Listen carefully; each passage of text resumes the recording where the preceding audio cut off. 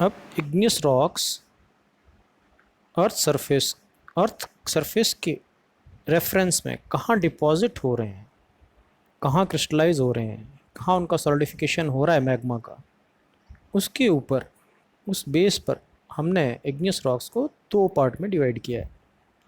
दो अलग अलग नाम दिए हैं, एक्सट्रूसिव इग्नियस रॉक्स व intrusive igneous rocks.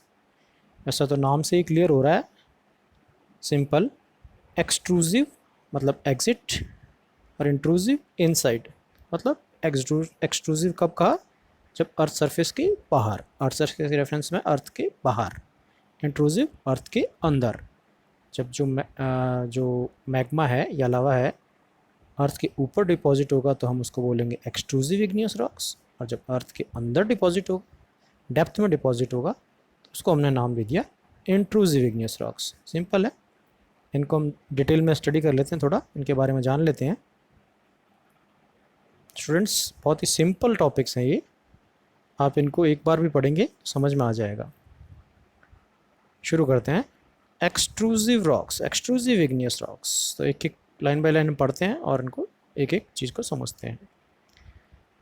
The rocks form due to solidification of lava are called extrusive rocks. यहाँ ध्यान देना बच्चों, rocks form due to solidification of lava, यहाँ वर्ड यूज़ किया है लावा। लावा कब हमने कहा था मैग्मा को, जब वो मैग्मा अर्थ सरफेस के ऊपर आ गया है, जब वो अर्थ से बाहर आ गया है और एटमॉस्फेयर के कांटेक्ट में आ गया है, तो उसको हमने क्या कहा है, लावा। मतलब जब लावा का सॉलिडिफिकेशन हो रहा है तो उसको हमने बोला है एक्सट्रूसिव इग्नियस रॉक्स। और लावा का सॉलिडिफिकेशन कहाँ होता है, अर्थ सरफेस के ऊपर।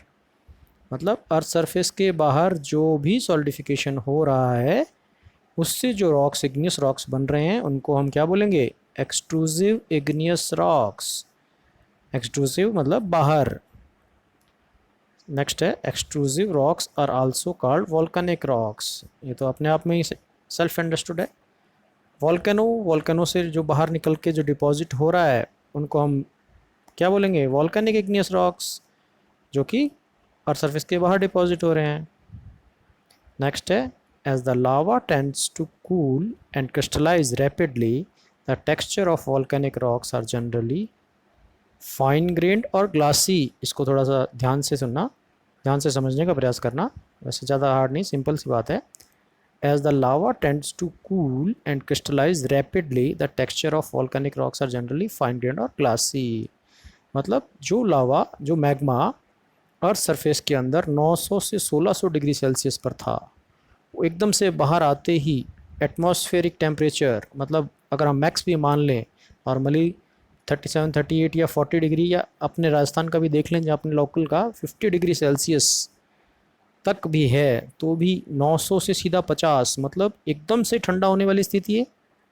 तो जब कोई चीज़ एकदम से ठंडा हो गई तो उसको ज़्यादा टाइम नहीं मिला, और टाइम नहीं मिला तो वो अपनी ग्रोथ ज़्यादा नहीं कर पाई, ग्रोथ नहीं कर पाई तो छोटी रह गई। मतलब जो उसकी क्रिस्टल्स बनने थे, जो मैग्मा के मिनरल्स के क्रिस्टल्स डेवलप होने चाहिए थे, वो क्रिस्टल्स ढंग से डेवलप नहीं हो पाए। तो उनके क्रिस्टल्स या तो बहुत ही छोटे हैं, फाइन ग्रेन्ड हैं, या एकदम ग्लासी है। ग्लासी मतलब कांच की तरह, उसमें कोई क्रिस्टल्स हमें नहीं दिखाई देते हैं ना, वही। तो लावा जब एकदम से क्रिस्टलाइज हो गया और उसको टाइम नहीं मिला, तो वो या तो फाइन ग्रेन्ड होगा या ग्लासी। ये इसकी प्रॉपर्टी है एक्सट्रूसिव इग्नियस रॉक्स की। नेक्स्ट है, volcanic rocks often contain gas cavities called the vesicles.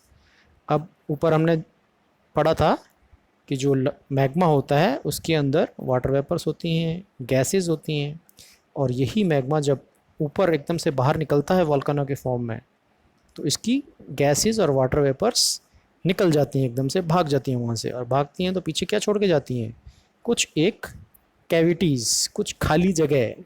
उन कैविटीज़ को हमने क्या बोला है, गैस कैविटीज़ या वेसिकल्स। तो वॉल्केनिक रॉक्स में या एक्सट्रूसिव इग्नियस रॉक्स में क्या मिलती हैं, वेसिकल्स, ये उसकी प्रॉपर्टी है। Next, these rocks sometimes shows flow structure which is result of movement of viscous lava. It is seen as lines and streaks of different colors in rocks. अब ये जो लावा जब एकदम से अर्थ सरफेस पे आता है तो बहने लगता है, और गाढ़ा जो विस्कस मैग्मा या लावा जब बहता है तो उसके ऊपर कुछ फ्लो स्ट्रक्चर्स, एक ऐसे स्ट्रक्चर्स डेवलप हो जाते हैं, कुछ लाइंस, कुछ स्ट्रीक्स इस तरह की डेवलप हो जाती हैं कलरफुल, जो ऐसे आभास देती है कि ये चीज़ बह रही है। जैसा आपने कभी शहद देखा होगा, अगर शहद को हम किसी टेबल पे या किसी सरफेस के ऊपर बहा दें तो वो किस तरह बहेगा, तो उसमें हल्का सा अगर हम ध्यान से देखें तो कुछ लाइंस भी प्रतीत होती हैं। उस तरह का फ्लो स्ट्रक्चर एक विस्कस लावा में शो होता है, जिसको हम बोलते हैं फ्लो स्ट्रक्चर।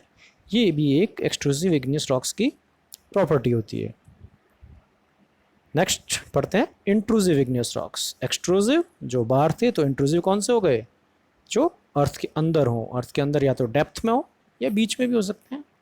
पढ़ते हैं intrusive rocks. Intrusive rocks are found when the magma crystallise beneath the earth surface. देखिए यहाँ पे वर्ड मैग्मा यूज़ किया है, लावा नहीं यूज़ किया है। मैग्मा मतलब अर्थ के सरफेस के अंदर, अर्थ क्रस्ट के अंदर की तरफ डेप्थ में।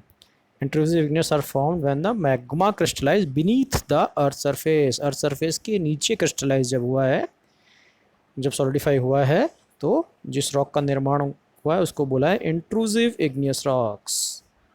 Next, depending on the depth of formation, intrusive rocks are divided into 2 groups. अब क्या है, अब डेप्थ में कहीं पे भी होता है डिपॉजिट, वो सॉलिडिफाई हो सकता है, क्रिस्टलाइज हो सकता है और सरफेस के जस्ट नीचे हो जाए, या हो सकता है काफ़ी डेप्थ में हो जाए। तो उसकी डेप्थ के अकॉर्डिंग कहाँ वो सॉलिडिफाई हो रहा है, उस डेप्थ के अकॉर्डिंग हमने इंट्रूसिव इग्नियस रॉक्स को भी 2 पार्ट में डिवाइड किया है। क्या नाम दिए उनको, प्लूटोनिक रॉक्स या हाइपेबेसल रॉक्स। दोनों को एक एक करके पढ़ते हैं। First plutonic rocks. Plutonic rocks क्या हैं, rocks crystallised at greater depth are called plutonic rocks. मतलब जो काफ़ी डेप्थ में डिपॉजिट हो रहे हैं, मतलब अर्थ सरफेस के कंपैरिजन में अर्थ क्रस्ट के रेफरेंस में अगर हम देखें तो प्लूटोनिक रॉक्स वो इंट्रूसिव रॉक्स हैं जो कि बहुत ज़्यादा डेप्थ के अंदर जाने के बाद डिपॉजिट हो रहे हैं। The magma, which is deeply buried in the Earth's surface, Earth's crust, cools slowly, which results into coarse-grained texture. होता क्या है, अब ये जो मैग्मा काफ़ी डेप्थ में जब डिपॉजिट होगा वहाँ धीरे धीरे ठंडा होगा, एकदम से ठंडा नहीं हो गया ना। जैसे वॉल्केनिक रॉक्स में क्या हुआ था, एकदम से वो 900 से 50 डिग्री पे आ गया, एकदम से ठंडा हुआ। लेकिन यहाँ पर वो एकदम से ठंडा नहीं होगा, उसको पूरा टाइम मिलेगा ग्रोथ करने का। जब टाइम मिलेगा तो उसके जो क्रिस्टल्स होंगे वो अच्छी तरह डेवलप होंगे और उनका साइज़ बड़ा होगा in comparison to extrusive rocks. तो यहाँ पे कोर्स ग्रेन टेक्सचर हमें देखने को मिलेगा, जबकि एक्सट्रूसिव रॉक्स में क्या देखा था हमने, या तो ग्लासी था या बहुत ही फाइन ग्रेन था, क्योंकि वहाँ ठंडा होने के लिए टाइम नहीं मिला। लेकिन यहाँ कंपैरेटिवली उसको ठंडा होने के लिए टाइम मिला है, वो काफ़ी धीरे धीरे, कभी स्लो स्पीड में वो ठंडा होगा, तो काफ़ी अच्छे ग्रेन्स डेवलप होंगे उसमें। नेक्स्ट जो इंट्रूसिव इग्नियस रॉक्स है वो है हाइपेबेसल रॉक्स। अब हाइपेबेसल रॉक्स क्या है, hypabyssal rocks are formed when the magma solidify close to the earth surface. अब इसमें क्या है, प्लूटोनिक तो बहुत ज़्यादा डेप्थ में हुए थे, एक्सट्रूसिव या वॉल्केनिक रॉक्स थे वो अर्थ सरफेस के ऊपर ही हो गए। ये बीच की स्थिति है, ना बहुत नीचे ना बहुत ऊपर, बीच में। लेकिन हाँ, अर्थ सरफेस के ऊपर नहीं है। यहाँ पे भी वर्ड मैग्मा यूज़ किया, देख लीजिए। Hypabyssal rocks are formed when the magma solidifies close to the earth surface, मतलब अर्थ सरफेस के काफ़ी नज़दीक ही लेकिन अर्थ सरफेस के नीचे सॉलिडिफाई हुए हैं, इनको बोला गया है hypabyssal rocks. These rocks occur as injection within the country rocks. क्या है, क्या कहना चाह रहे हैं यहाँ पे कि जो कंट्री रॉक है, कंट्री रॉक किसे कहते हैं, कंट्री रॉक मतलब जो रॉक जिसके अंदर वो मैग्मा आया है, पहले से जो अवेलेबल थी रॉक्स, उनको हमने कंट्री रॉक्स का नाम दिया है। उस रॉक्स के अंदर मैग्मा नीचे से इंजेक्ट हुआ और उन रॉक्स के अंदर आके उन रॉक्स के अंदर वो डिपॉजिट हुआ। यहाँ पर भी वो काफ़ी स्लो स्पीड में डिपॉजिट होगा, लेकिन प्लूटोनिक रॉक से थोड़ी सी स्पीड ज़्यादा होगी, मतलब टेम्परेचर थोड़ा जल्दी गिर रहा है, लेकिन एक्सट्रूसिव इग्नियस रॉक से थोड़ा सा टाइम ज़्यादा मिल रहा है इसको।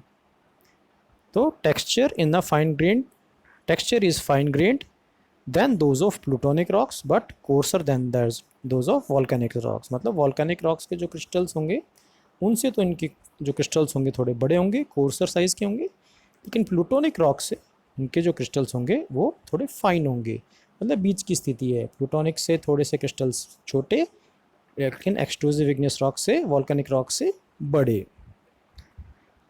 हाइपेबेसल रॉक्स कॉमनली शो पोरफायरेटिक टेक्सचर। ये पोरफायरेटिक टेक्सचर क्या होता है, हम आगे जब हम टेक्सचर्स ऑफ इग्नियस रॉक्स पढ़ेंगे तब हम आपको एक्सप्लेन करेंगे।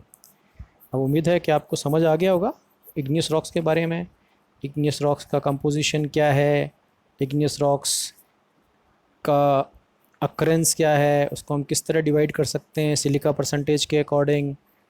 ये सब आपने आज थोड़ा ब्रीफ डिस्कशन हमने आपके साथ किया है, तो उम्मीद है आपको ये सब चीज़ें समझ आ गई होगी।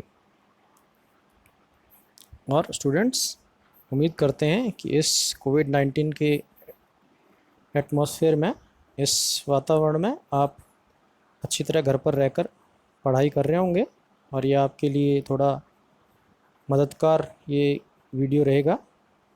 इसी उम्मीद के साथ आपको बहुत बहुत धन्यवाद। Stay at home, safe at home, and read at home. Thank you.